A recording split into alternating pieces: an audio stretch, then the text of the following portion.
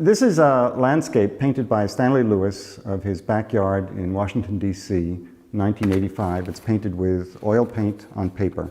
And the fact that it's painted on paper is significant, and I'll talk about that in a minute. I think that this painting is extraordinary. The subject matter, an ordinary backyard, is turned into something unexpected. The painting is so full of energy and vitality that it feels, in the way in which it presses itself assertively forward, it feels almost like carnival time at Rio. In addition to seeing all the elements in the painting, the subject matter, what we feel quite tangibly looking at this painting is the presence of paint itself. The paint is thick and meaty, and we feel that assertive presence concurrently with our recognition of the subject matter of the painting. I think, as I've been looking at this painting in preparation to give a talk, I have come to appreciate its complexity more and more. I think that the painting is extraordinary, and I think it's a great painting, and what I'll try and do is explain why I think that's the case. Lewis has said that what he wants to do is to paint what he sees. And in fact, if we look at this painting, it is full of patient, careful, detailed observation. This is unusual for a landscape, because if you look at things like the branches of the trees against the sky, you see that there is a specific pattern of branches here, different from the ones here, different from the ones here. And this is not normally the kind of thing that you see. Typically, a landscape painter will create a schema or a formula for representing trees. But all of this, the particular play of angles, the shapes between branches, all of that seems to be carefully observed. In fact, every place we look, the painting is full of meticulous observation. You look at something like the chain link fence, and again, it's not just handled as a schemata.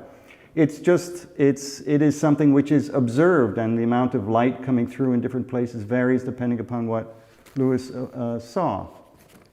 So the painting is built with a lot of careful observation, and in his ambition to paint what he sees, he naturally is aligned with Impressionism. And the painting is, in a way, an Impressionist painting, but it goes beyond Impressionism.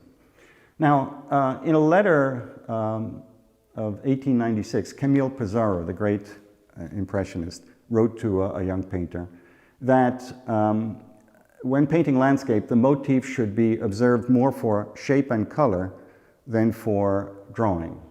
And if we look at Lewis's painting, we can see that, in fact, this is not a painting which has been drawn out and filled in, but what we can see is that the painting is constructed entirely of color shapes. Everything is a color shape. And theoretically speaking, you should be able to make a painting in this manner by putting one color shape down next to another color shape and continuing until the canvas is filled and the painting is complete. While that makes sense theoretically, it's actually an impossibility. It's an impossibility because simply recording detailed information of color shapes is not sufficient to construct a painting. A painting is composed in a much more complex way, and no matter how careful the observation that the painting is built upon, the painting is always an invention. In fact, the greatest of the Impressionist painters, Claude Monet, was also the greatest inventor in terms of his ability to create color relationships to capture light. Now, if I'm saying that this painting is an invention, what has Lewis invented? Well, let's consider. The painting is filled with active detail, full of vitality, and all of this energy, all of the eventfulness in this painting is something that needs to be controlled, needs to be contained, needs to prevent, the painter needs to prevent this from turning into something which is just a random accumulation and visually incomprehensible. And what he's done is to impose many different kinds of structure, and I'll try and show you some of these. But first, just taking in the painting broadly speaking, we can see that one thing that Lewis has done is to create a cohesive light in the painting, and this is certainly something that Impressionists were interested in doing. There is a crystalline blue daylight, a crisp blue daylight that we feel permeating the painting, and even though we're looking at things, pink clouds, orange or a kind of orangey green color in some of the foliage. Nonetheless, we feel that blue permeating everything. And in fact, it's a radiant blue. And that construction of an overall color, a colored light in the painting, comes from his careful adjustment of all of the color relationships in the painting. It's not just simply putting this color next to that color, but it's the entire system of relationships that creates the light. Now, typically, people think of light as being created by the interplay of light and dark. Here, light is created, as in Impressionist paintings, by the juxtaposition and the relationship of colors, and he does it beautifully. In addition, what we see is a complexly interwoven set of configurations. So let me show you.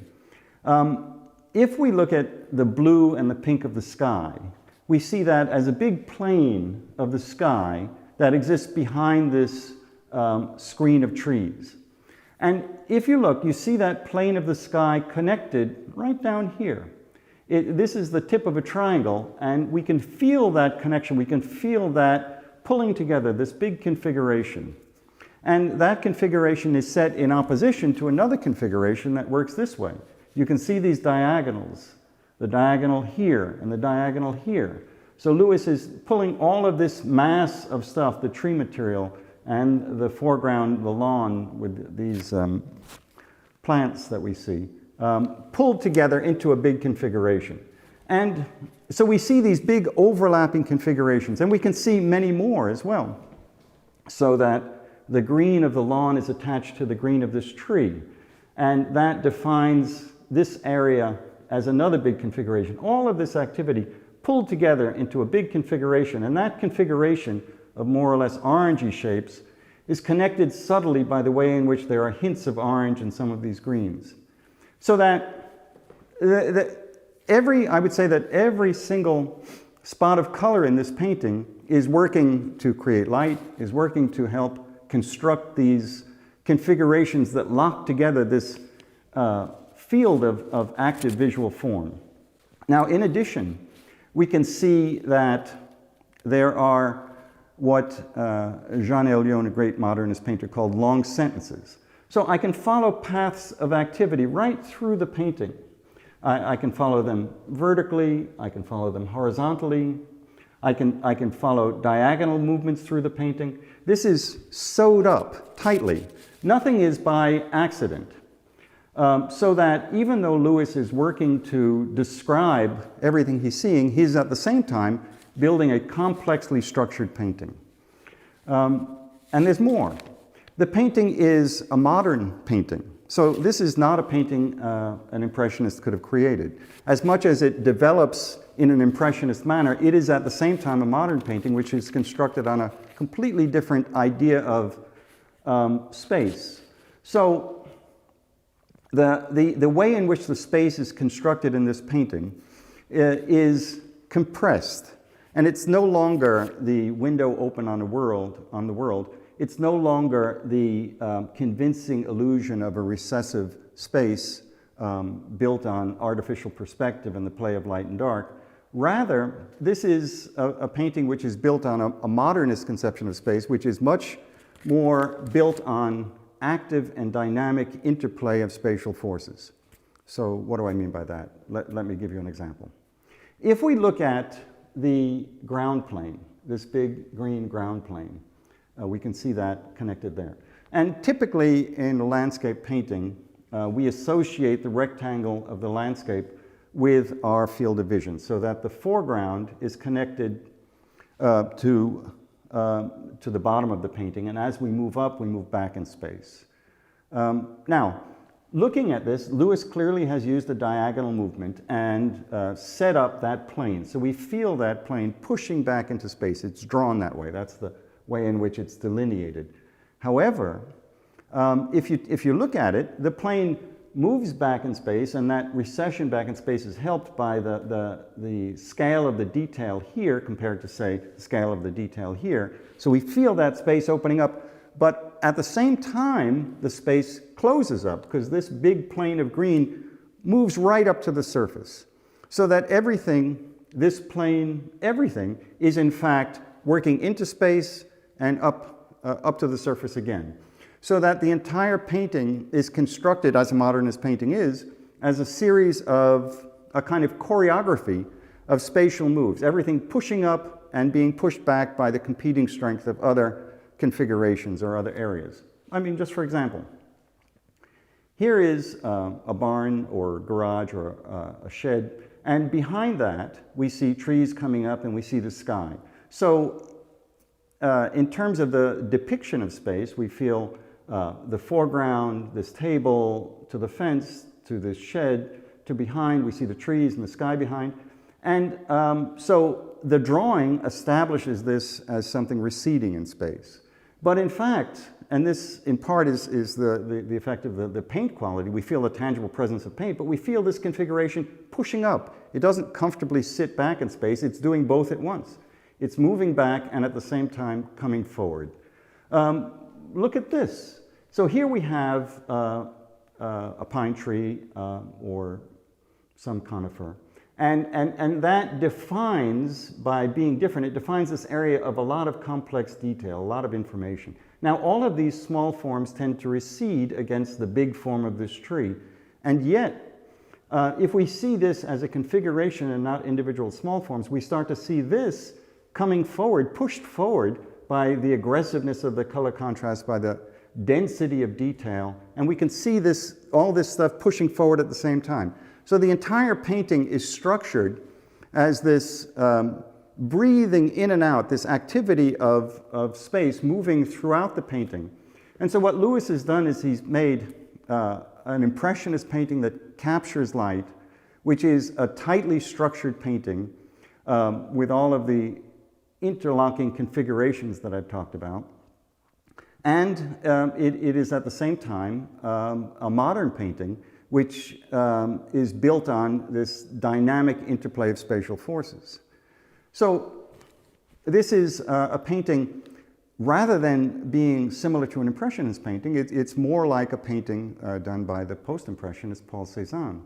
And Cézanne was someone who wanted to go beyond Impressionism. What he wanted to do, what he said he wanted to do, was he wanted to build something sturdy and durable out of Impressionism, like the art of the museums. And when he was speaking of the art of the museums, he was talking about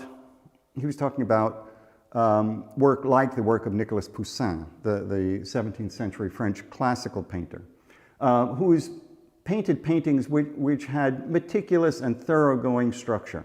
And that's what we see here. We don't see the same structures that Poussin would use, but we see Lewis's invented structures and a density of structure and a richness of structure that exists at the same time as the painting is filled with the most scrupulously attentive observation and detailed description.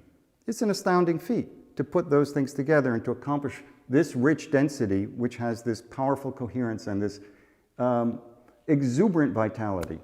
I look at this painting and I think it is a great painting, and I think Lewis is just a great painter.